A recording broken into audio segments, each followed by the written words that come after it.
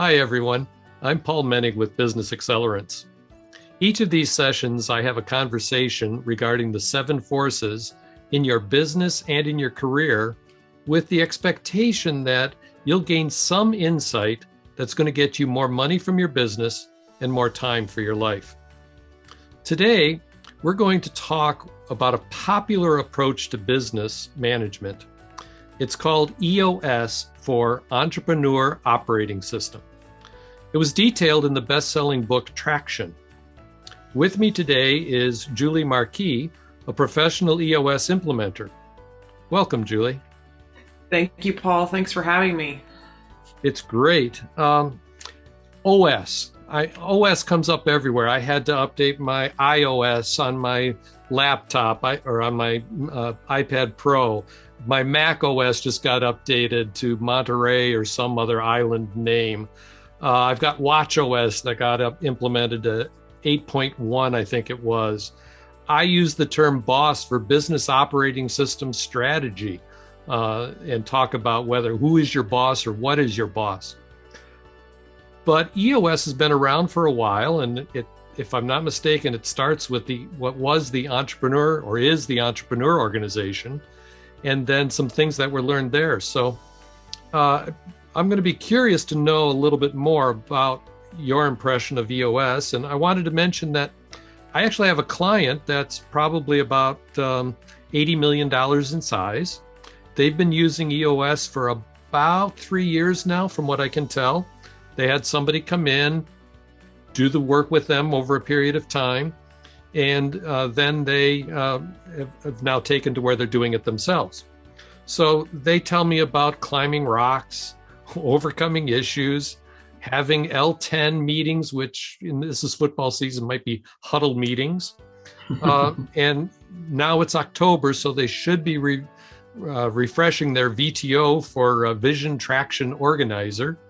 I know EOS has come out with software to help with managing all this now instead of doing it in Word or spreadsheets and things. So if you can, give us a short overview of what EOS is for those who don't know, and as a refresher for those that do know.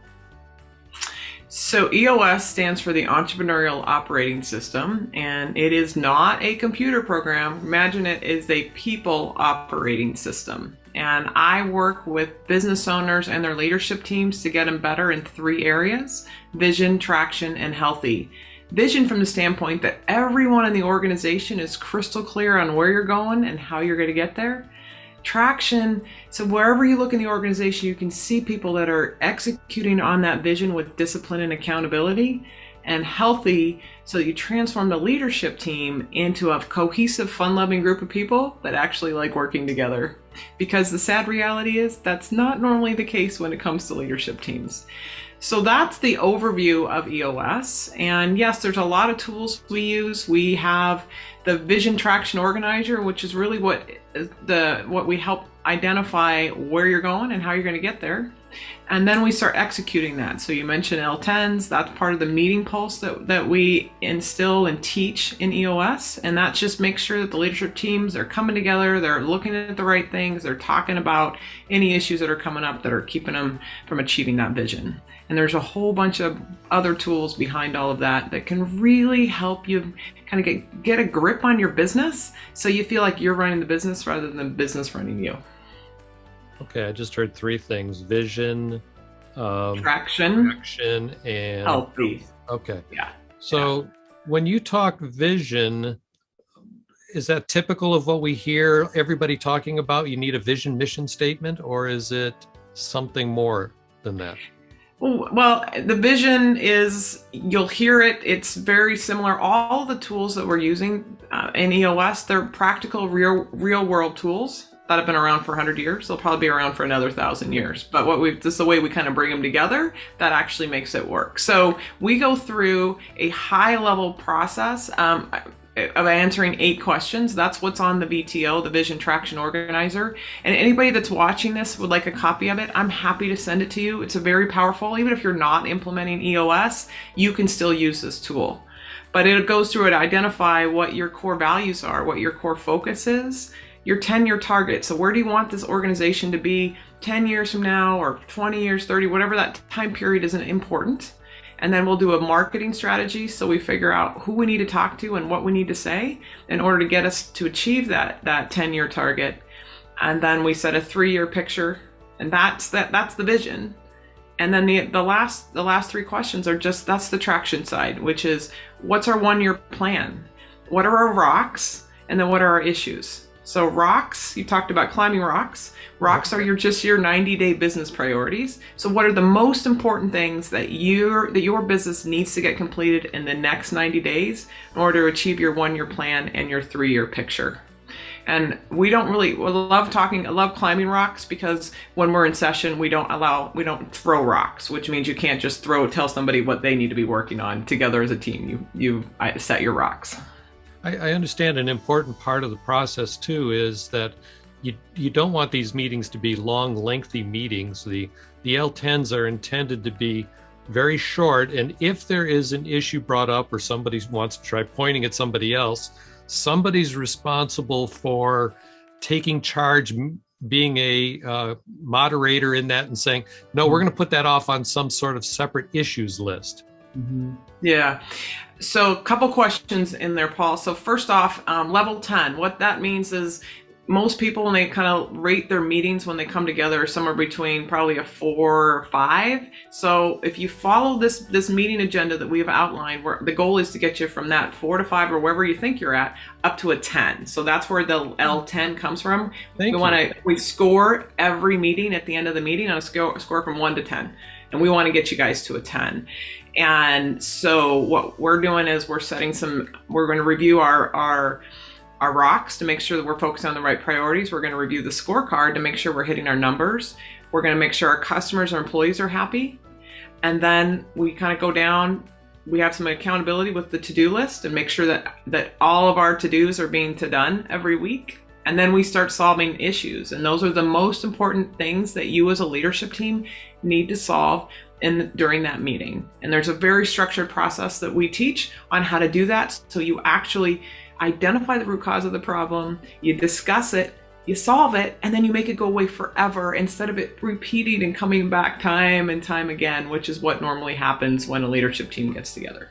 Now that sounds very much like another very common thing called the 5 whys, where I heard you digging down, finding out what the real problem is, and then solving that. Is that a statement?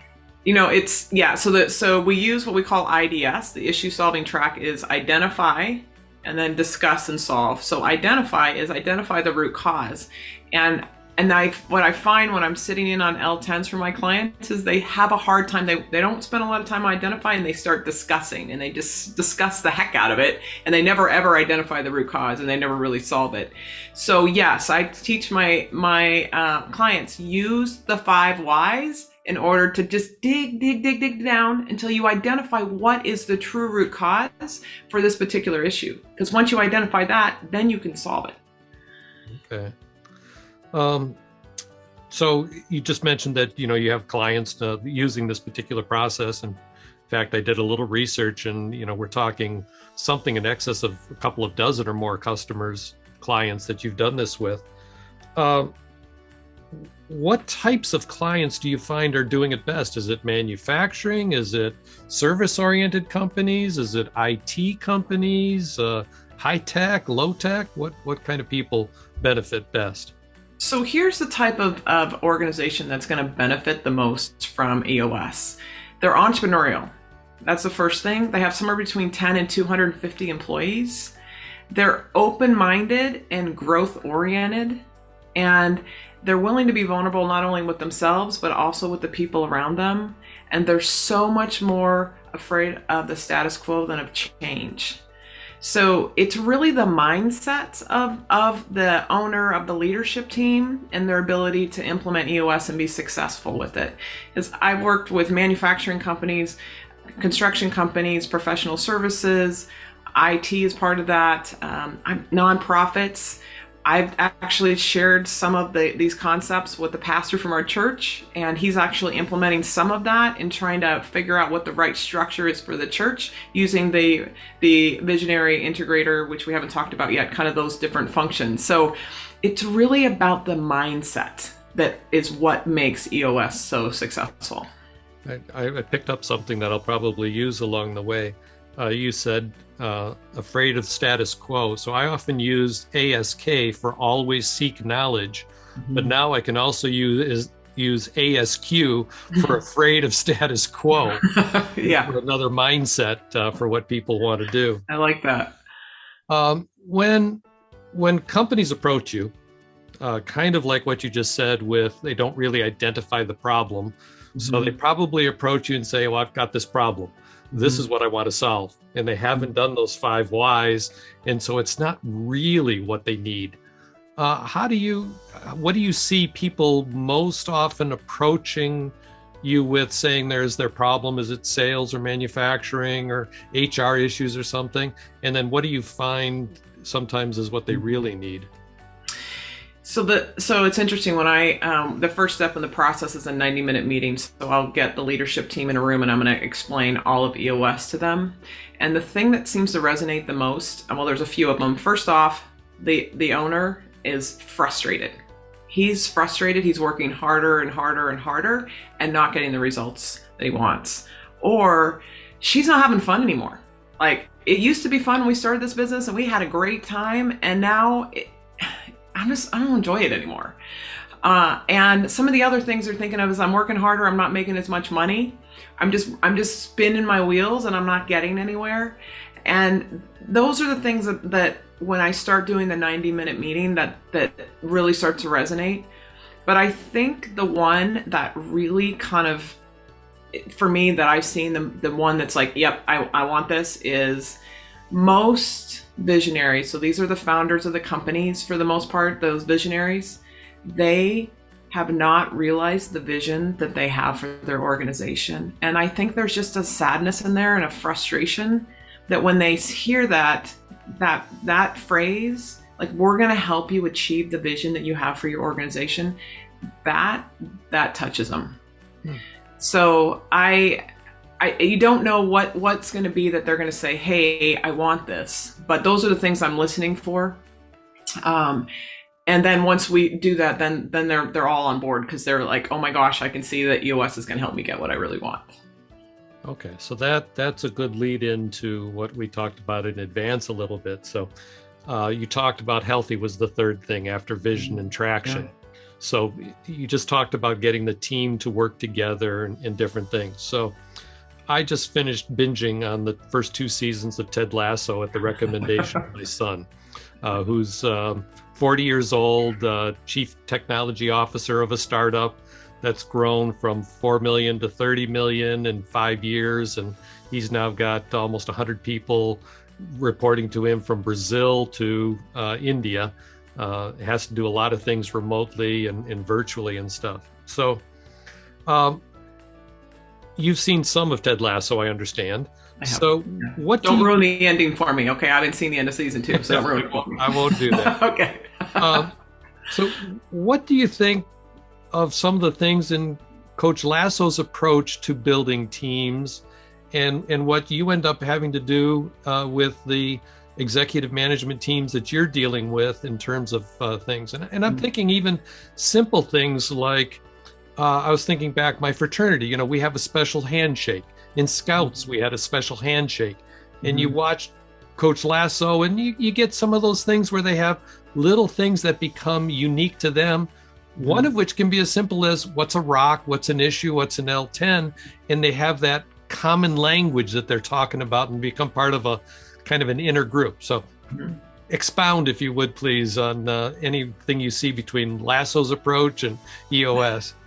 Well, I love Ted Lasso. I love that show. It's just feel good, right? And then it's funny adult humor. So I'm excited to finish season 2. I think one of the things that strikes me about Ted Lasso's approach to coaching is that it doesn't really feel like he's coaching. Like it's so subtle that he's just kind of He's just doing it, but you don't really realize that he's doing it until the end when you realize that he's done it. Like, he's coached them. He's helped these individuals like reach their full potential. And I think EOS is like that. He was interviewed by, was it Trent Krim from The Independent, about what was the definition of offsides. And he didn't know. And he said, I'll just know it when I see it. Yeah. I think when I see companies running on EOS, you know it. You don't have to say, oh, they're running on EOS. You can tell by their language. Like you said, they're the way they express their core values, the way they recognize core values with their employees. I've seen some of my connections who are working for companies that are running EOS. They're not clients of mine, but I can tell by their language on LinkedIn, they're running on EOS. And so I think that's one of the parallels that I see between Ted Lasso's not really intense coaching, but still really effective. And EOS is just something that once you see it, you know that they're on it. Yeah, to your point about they're not really knowing that they're being coached, Roy has a definite insights that, oh no, he's doing it to me again. See it. And the other thing that I will just expand a little bit on Ted Lasso is one of the tools we use. One of the things is we've got to get the right people in the right seats. That having the people component of EOS is really important. And right people are people that share your core values. Right seats means they're really good at their jobs. So Jamie Tart, right? He's really, really good. He does not reflect the core values of what Ted Lasso is trying to create with his team. And Ted Lasso made the hard decision to bench him, and eventually Rebecca got rid of him, right?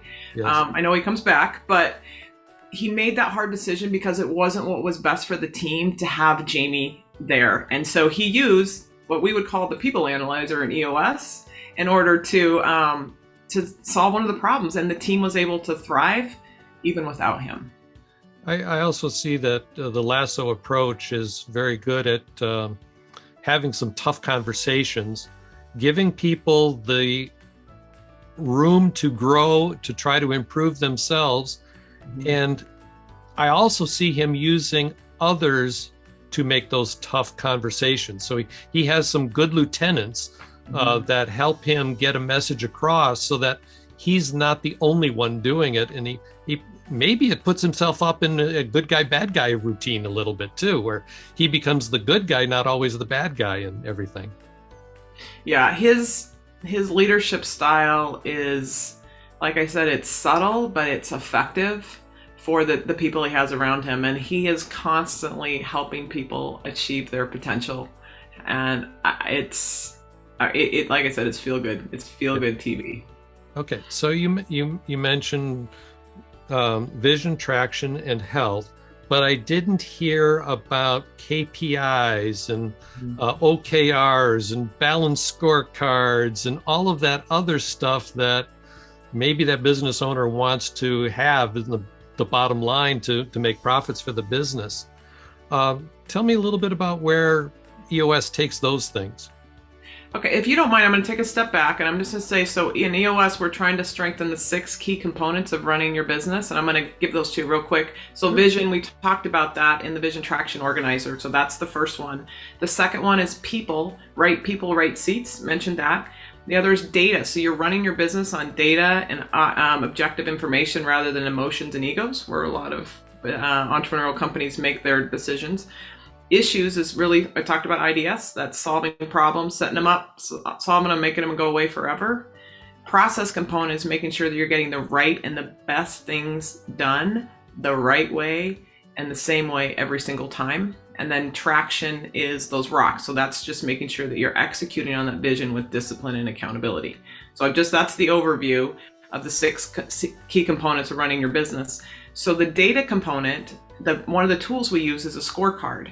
And this is a different mindset for a lot of people. Like, oh yeah, we have a scorecard. We review it, and we review it weekly, we review it monthly, whatever that time period is.